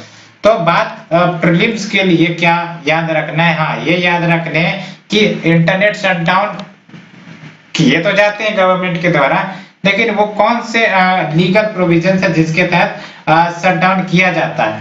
तो बेसिकली इसको दो पार्ट में बांटा गया है। फॉर एग्जांपल बिफोर 2017 तो जो आपका सेक्शन 144 ऑफ CRPC है, इट बार्स द, सबसे पहली बात तो यही याद रखना है, section 144 of the CrPC, it bars the assembly of 5 और more people in an area along with Indian telegraph act 1885। ये सब कहीं ना कहीं इंटरनेट शटडाउन को इन्फ्लुएंस करती है। और आप देख सकते हो सेक्शन 144 के तहत अगर शटडाउन लगाया गया है तो not more than 2 months shutdown ये चलेगी, as well as up to 6 months तक मैक्सिमम शटडाउन को कैरी ऑन किया जा सकता है, प्रोवाइडेड कि स्टेट का एक्सटेंशन परमिशन लिया गया हो। और who can order the shutdown, तो डीएम एसडीएम जो भविष्य में आप बनने का प्रयास कर रहे हो, any executive magistrate empowered by the state, तो इनके द्वारा ऑर्डर किया जा सकता है इंटरनेट शटडाउन। और ये section 144 of CrPC very important, आपको याद रखने की जरूरत है। साथ ही साथ ये याद रखना है कि it bars the assembly of 5 और more people in an area along with Indian telegraph act 1885, इससे भी कहीं ना कहीं इंटरनेट शटडाउन प्रभावित होते हैं।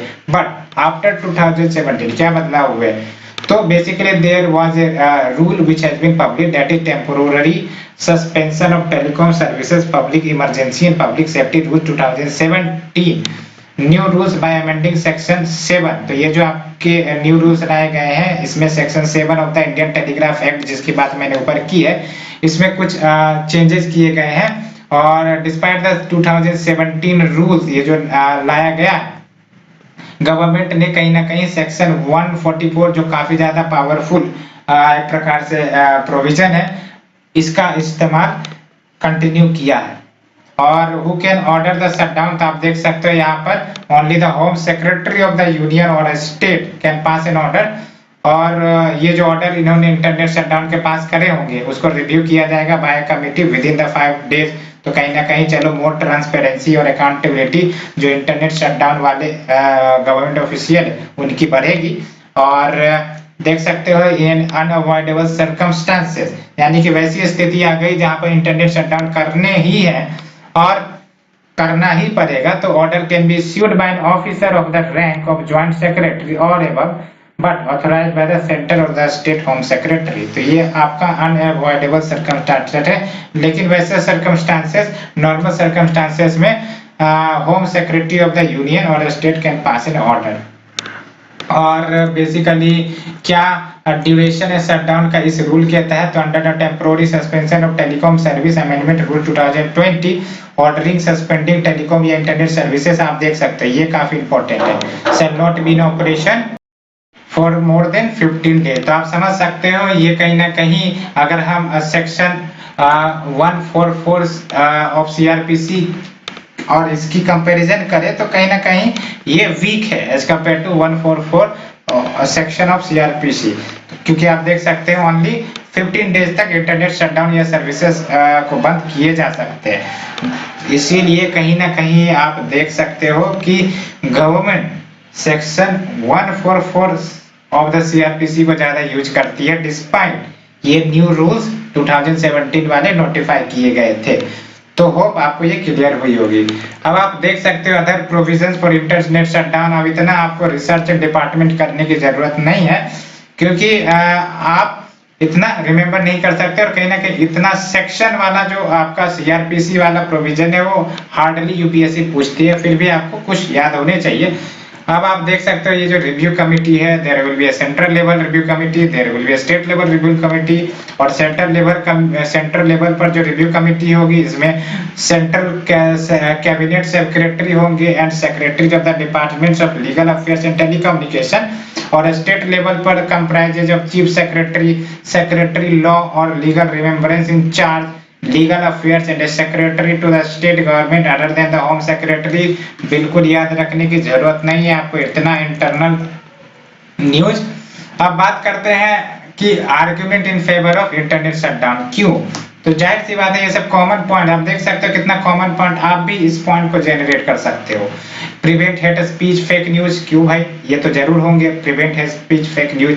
ऑफिशियल रेशनल्स फॉर शटडाउन, इसमें आप देख सकते हो क्यों किए जाएंगे फेक न्यूज को प्रिवेंट करने के लिए, हेट स्पीच को बंद करने के लिए, रिलेटेड वायलेंस ना हो सके इसीलिए, along with securing public safety, national security, precautionary measures and preventing cheating during exam, तो ये भी देख सकते हो preventing cheating during exam along with ensure peace and public stability।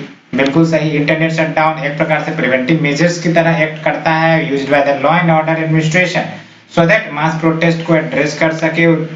एक प्रकार से मास प्रोटेस्ट जो वायलेंट हो सकते हैं उनको प्रिवेंट किया जा सके, सिविल अनरेस्ट को होने से रोका जा सके, curbing the spread of misinformation so as to ensure peace and public safety.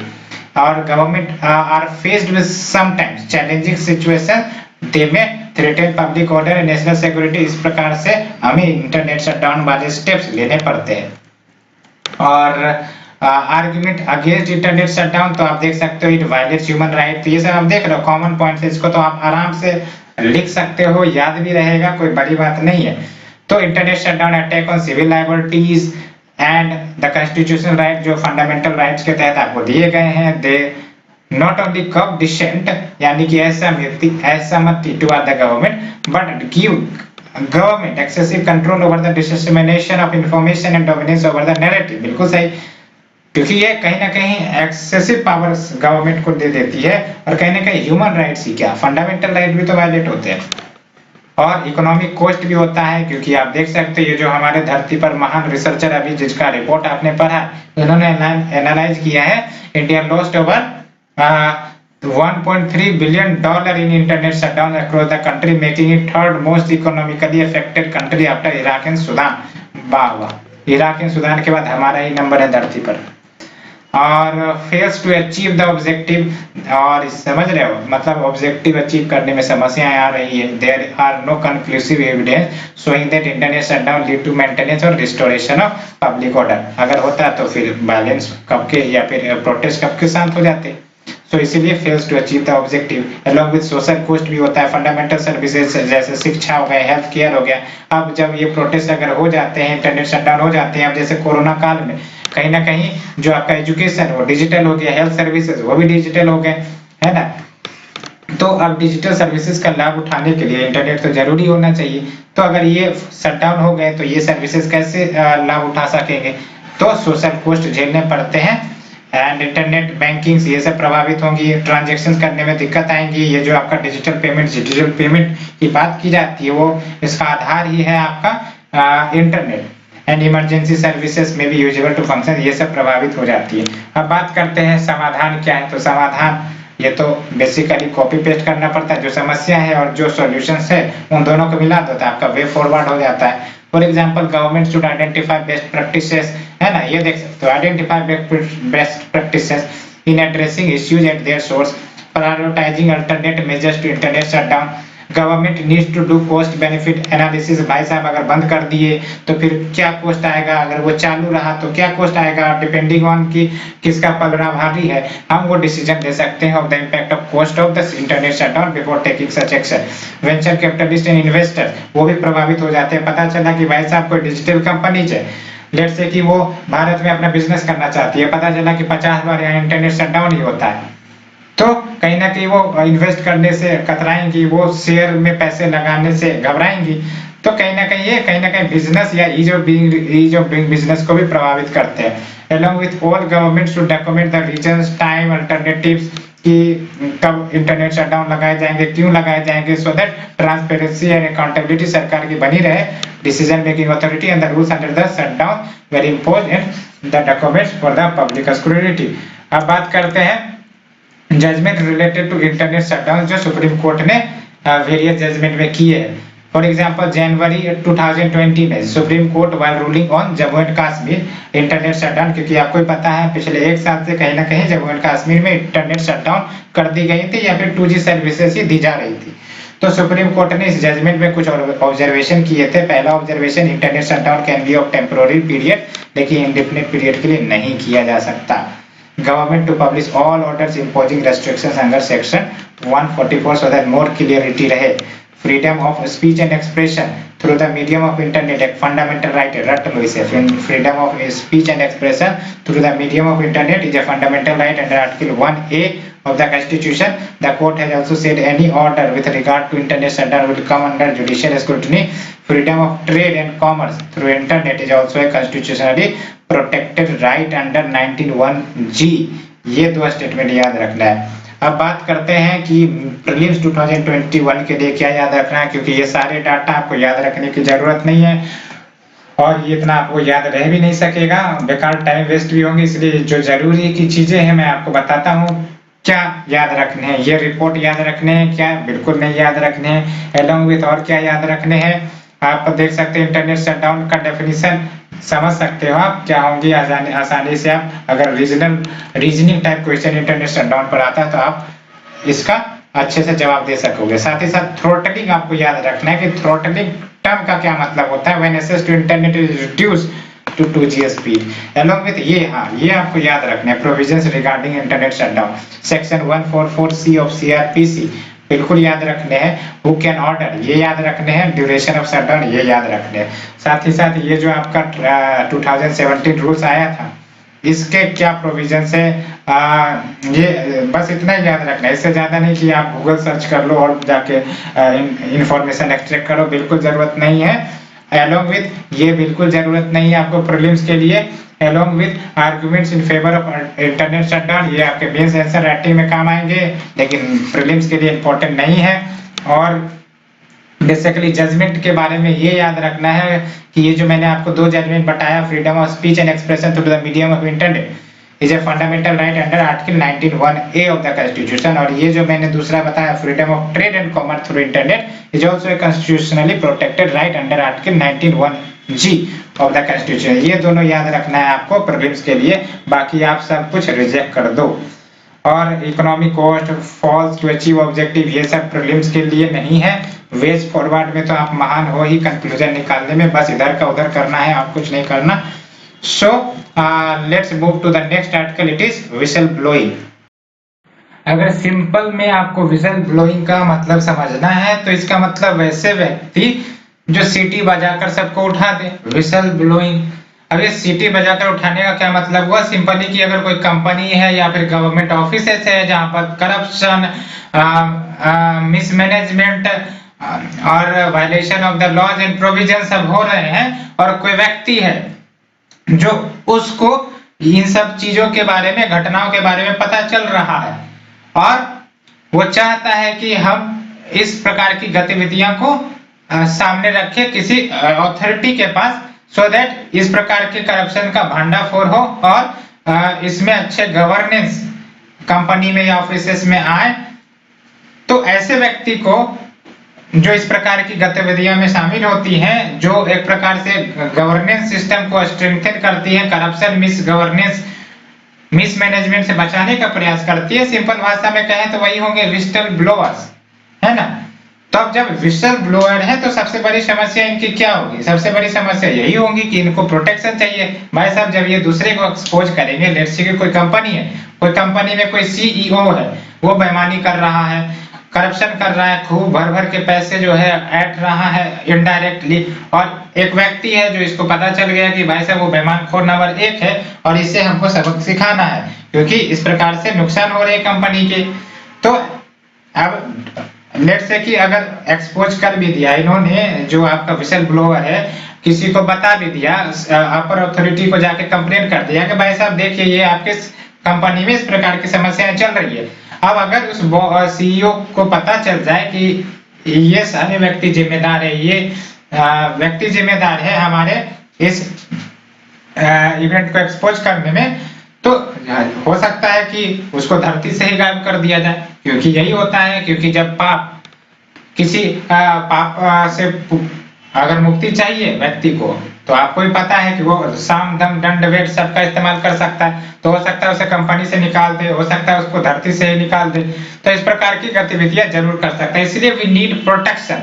तो हम सीरियस बातों पर जानते हैं। ये तो आपका मजाक मजाक में मैंने विसल ब्लोइंग का मतलब समझाया, और सिंपली यही मतलब होता है विसल ब्लोइंग का। और इस प्रकार की समस्याएं होती है। फॉर एग्जाम्पल सीआईडी में अलग से व्यक्ति को रखा जाता है सो दैट वो जो है लोकल एक्टिविटीज का जानकारी देता रहे, या फिर इंटेलिजेंस एजेंसीज में ये सब आपके विसल ब्लोअर्स काम करते रहते हैं, सो दैट नेशन की सिक्योरिटी सॉवरेनिटी सब मेंटेन रहे, पीस एंड स्टेबिलिटी बनी रहे।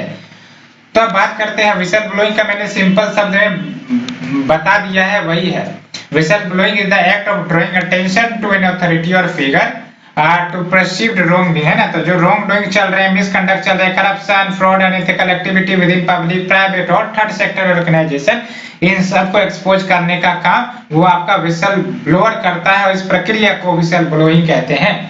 और in this respect whistle blower ये हो सकते हैं फॉर्मर एम्प्लॉय हो सकते हैं, उस कंपनी के डायरेक्टर के ऑफिसर हो सकते हैं, कंपनी सेक्रेटरी हो सकता है, कोई भी हो सकता है, वॉलंटियर भी हो सकता है, इसमें कोई रेस्ट्रिक्शन कोई नहीं है। कोई व्यक्ति मुंह उठाकर अपना जो है बात रख सकता है भाई साहब। तो विसल ब्लोअर्स की समस्याएं यही हो जाएंगी जब इस प्रकार के एक्सपोजर किए जाएंगे इनके द्वारा, तो definitely they can face reprisals from their employer. हो सकता है जो एम्प्लॉयर वो इनकी नौकरी छीन ले, they may suffer reputational damage as a result of whistleblowing being blown or from colleagues who have been involved in the illicit activity। तो other problems faced by the whistleblower, और भी कुछ समस्याएं फेस होती है, इसलिए तो हमें इनको डील करने की जरूरत है। अदरवाइज अगर समस्याएं का समाधान नहीं किया जाएगा, इनको प्रोटेक्शन नहीं दिया जाएगा, तो भविष्य में ऐसे व्यक्ति कहाँ मिलेंगे। दिया और मोमबत्ती बार कर भी ढूंढोगे तो नहीं मिलेंगे।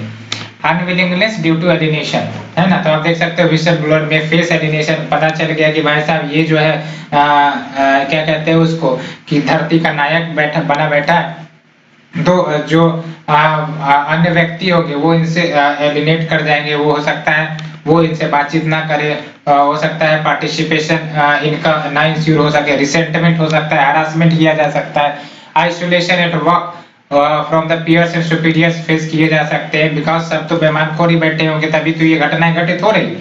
और ऐसे में कोई न्यायवाद व्यक्ति आ जाए और कंपनी में पूरा सुधार करने का प्रयास करे तो सारे सिस्टम इनके अगेंस्ट हो जाएंगे। फियर ऑफ रिटेलिएशन, डेथ का भी फियर हो सकता है, कोई क्रिमिनल केसेस में सब कुछ पूरा उनका फैमिली वो पूरा दांव पर लग सकता है, रिस्क टू फैमिली हो जाएगा। एग्जाम्पल के तौर पर Satyendra Dubey and Lalit Mehta who were killed for whistleblowing, आप देख सकते हो ये सब की घटनाएं, तो कहा जाता है कि समझ सकते हो इस प्रकार की इवेंट होते रहती है। तो विसल ब्लोइंग का क्या इंपॉर्टेंस हो सकता है, तो they can help by limiting and potential damage to the employer caused due to malpractice and fraud. बिल्कुल सही, कंपनीज की क्रेडिट भी बचेगी, आराम से कह सकते हो। Commitment towards identifying and remediating wrongdoing, तो जो भी गलतियां की गई है कंपनी के द्वारा या फिर रॉन्ग डूअर्स के द्वारा उसको सुधारा जा सकता है। As well as encourage staff to communicate their concern, providing a strong workforce mechanism, generating awareness in the society कि हाँ भाई साहब ये जो है नायक बड़े बैठे हैं, इन्होंने एक्सपोज किया तो आप क्यों नहीं कर सकते। तो इस प्रकार से अवेयरनेस इन द सोसाइटी भी जनरेट हो सकती है। और whistle blowers can blow the lead of corporate, ये इतिहास गवाह है कि वेरियस कॉर्पोरेट्स या फाइनेंशियल स्कैम्स को विसल ब्लोअर्स ने एक्सपोज किया है, इसलिए हमें जरूरी है कि इनको प्रोटेक्ट करें, इसके लिए कानून लाया जाए, कानून को स्ट्रेंथन किया जाए। एग्जांपल के तौर पर अगर प्रेजेंट डे एग्जांपल ले तो आपको ही पता है Edward Snowden former CIA employ है, उन्होंने क्लासिफाइड इंफॉर्मेशन लीक किया था टू द पब्लिक। अभी ये जो है आई थिंक ये लंदन में है और लंदन में इनको प्रोटेक्शन मिला है बेसिकली, अदरवाइज ये अमेरिका में तो वांटेड है। सो विसल ब्लोइंग मैकेनिज्म अगर भारत में देखें तो क्या है, तो विसल ब्लोइंग प्रोटेक्शन एक्ट 2014 में लाया गया था, बहुत साल बाद कहीं ना कहीं विसल ब्लोअर्स को प्रोटेक्ट करने के लिए ये एक्ट लाया गया था। याद रखना है प्रीलिम्स और मेंस दोनों के लिए इंपॉर्टेंट है। It provide protection from the harassment to persons making disclosure of corruption, बिल्कुल सही है। विलफुल मिसयूज ऑफ पावर और arbitrary use of discretion of any power by any public servant, वो भी नहीं बर्दाश्त किया जाएगा। Beside keeping the identity of the whistleblower secure, क्योंकि एक प्रोटेक्शन तो यही होनी चाहिए कि जो इंफॉर्मेशन डिस्क्लोजर कर रहे हैं उनकी आइडेंटिटी डिस्क्लोज ना हो, अदरवाइज पूरा दुनिया जहान जान जाएगा कि कौन है वो व्यक्ति और भविष्य में उनको काफी ज्यादा समस्याओं को फेस करना पड़ सकता है। एंड और क्या प्रोविजन है, it provide for broad definition of whistleblower that goes beyond government official and includes any other person or non governmental organization। तो विसल ब्लोअर में आपका गवर्नमेंट ऑफिशियल तो हो ही सकते हैं, along with कोई भी व्यक्ति हो सकता है, नॉन गवर्नमेंटल ऑर्गेनाइजेशन भी हो सकता है, तो ये दायरा बढ़ाया गया था। The person may make a public interest disclosure to a competent authority। competent authority वो तो डिपेंड करेंगे कि गवर्नमेंट किसको वो अथॉरिटी क्रेडिट करती है, even if they are prohibited under the Official Secret Act 1923। और it also provides for a system to encourage people to disclose information about corruption or the willful misuse of the public power by public servant। ये सब basic आपको basically आप भी understand कर सकते हो कि ये सब तो प्रोविजन होंगे। हाँ, ये याद रखना है, जो मैंने याद रखने की बात कही है वो हाईलाइट कर दी है, और ये आप याद रख सकते हो क्योंकि प्रीलिम्स के लिए इंपॉर्टेंट होने वाली है। For example, it does not apply to the armed forces of the union, ये इनके ऊपर लागू नहीं होता। Disclosures can be made in writings और बाय ईमेल मैसेजेस, तो यस किसी भी तरीके से डिस्क्लोजर किए जा सकते हैं, and contain full particulars and be accompanied by supporting documents and other material. और ये याद रखो, any person aggrieved by any order of the competent authority, यानी कि जो कॉम्पिटेंट अथॉरिटी है जहाँ पर कंप्लेंट किया गया, और कोई व्यक्ति जो ऑर्डर से संतुष्ट नहीं है तो अपील कर सकता है कहां पर, हाई कोर्ट में, within a period of 60 days from the date of order. ये याद रखना है आपको।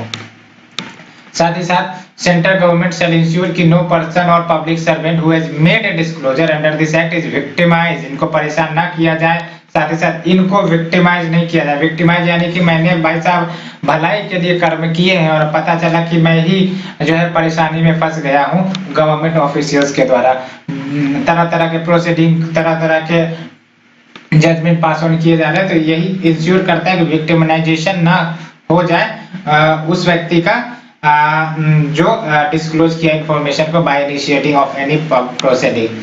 Any person who negligently reveals the identity of a complainant will be punishable। वो सही बात है। Whistle blowers protection amendment bill 2015, इसमें कुछ सुधार करने की बात आई थी लेकिन अभी अटकी पड़ी है। Was brought in Lok Sabha to amend 2014 Act, but it lapsed with the dissolution of Lok Sabha in 2019। अब हम बात करते हैं सेबी पिट, यानी कि prohibition of insider trading. Insider trading का मतलब आपको जानना होगा।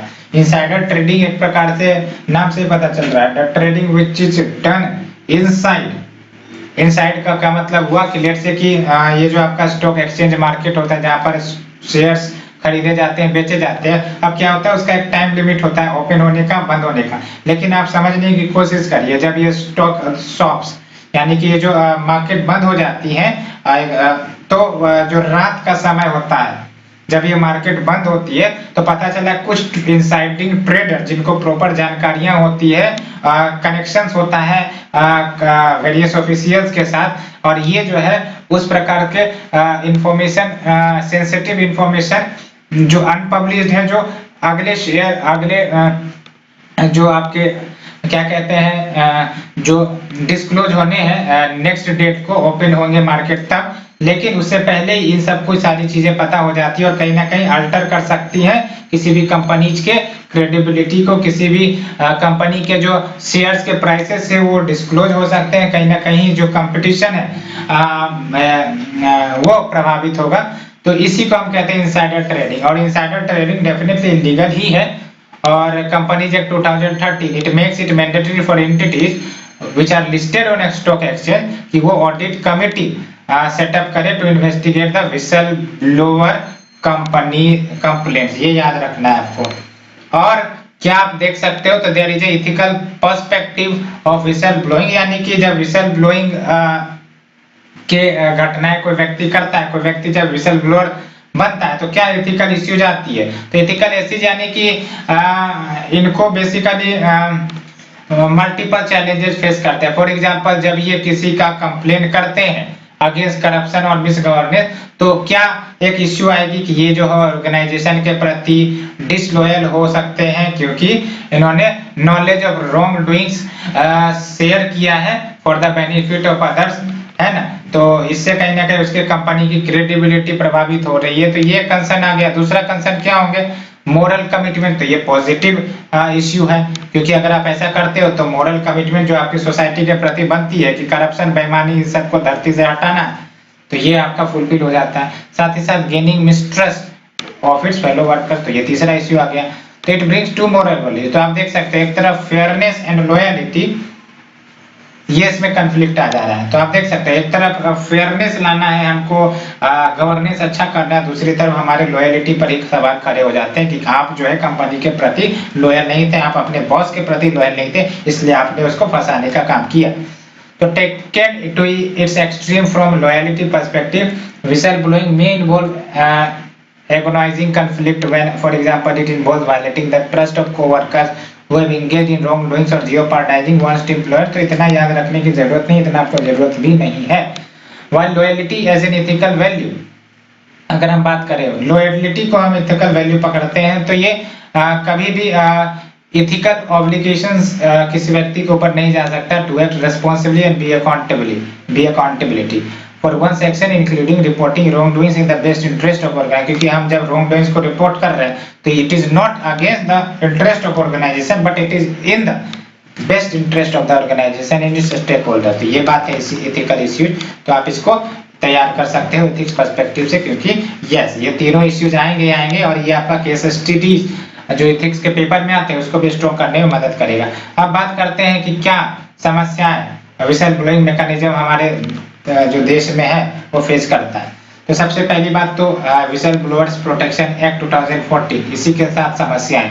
पहली बात तो there has been delay in operationalising whistle blower protection act. तो ये एक्ट तो ला दिया गया है, लेकिन जब इसकी इम्प्लीमेंटेशन की बात आती है, ऑपरेशनलाइज करने की बात आती है तो उसमें डिले आता है, जिसके कारण कुछ peoples have been victimised, assaulted और even killed allegedly for their role as RTI activity या विसल ब्लोअर।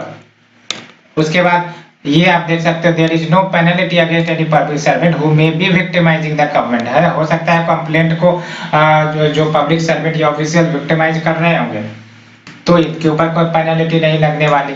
साथ ही साथ it does not protect witness during investigation, ये बहुत ही इंपॉर्टेंट बात है। It does not protect witness during investigation, और सारा खेल तो इन्वेस्टिगेशन के दौरान ही होता है। along with no holistic power legislation for corporate या private individual। तो absence of holistic law clarifies all the vagueness with the establishment of whistleblower mechanism और lack of trust in investigation system। बिल्कुल सही, भरोसा ही नहीं है कि भाई साहब इन्वेस्टिगेशन सिस्टम जो होंगे वो फेयर कंडक्ट होंगे या फिर नहीं होंगे, क्योंकि इम्पार्शियलिटी के ऊपर सवाल खड़े हो जाते हैं। Unfair investigation of results which may give wrong decision against the whistleblower, therefore employees confidence in whistleblowing programme remains low. No effective implementation in organisation, तो इफेक्टिव इम्प्लीमेंटेशन भी नहीं होता। Whistleblowers policy document is not being used to provide guidance to employees कि भाई साहब अगर इस प्रकार की समस्या आप अपने कंपनी में या ऑर्गेनाइजेशन में देखते हो तो आपको ये तरीके अपनाने चाहिए टू डिस्क्लोज द बेईमानखोर on the company blowing a program in many company। तो कंक्लूजन क्या है, सिंपल कंक्लूजन आप याद रख सकते हो, ये कंक्लूजन तो आप भी बना सकते हो, कोई बड़ी बात तो है नहीं। इवन हैविंग प्रोटेक्शन टू व्हिसलब्लोअर्स को हमने प्रोटेक्शन तो दिए, लेकिन उनके जीवन पर खतरा अभी भी बना है, उनके फैमिली पर खतरा बना है, उनके रेपुटेशन पर खतरा बना है, उनके नौकरी पर खतरा बना हुआ है, which require further strengthening of regulation as well as compensation as well as आपका it needs protection during the investigation and remedies for aggrieved whistleblowers। तो ये सब आपको याद रखने हैं। सो फ्रेंड्स, ये हमारा पॉलिटी का सेक्शन कवर हो गया है।